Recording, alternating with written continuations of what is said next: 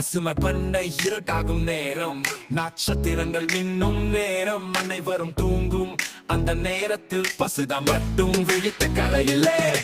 மத்திரவு வந்தது என்று பன்றிகள் குதிரைகள் எழுந்து, தூங்கும் பூனை அருகில் இருந்தும் பசு அதிரடி மூன்வா ஆடி சென்றாய். வழிவட்டையில் குதிச்சால் சொலத்தில் சுழன்றாள். இது என் நேரம் என மிதமானதாய் சொன்னாள்.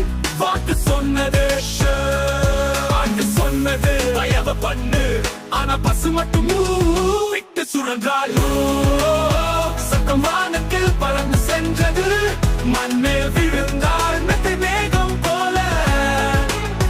நீரவில் ஏதேனும் சத்தம் கேட்டாயின் அது ஒரே ஒரு விஷயம்தான்.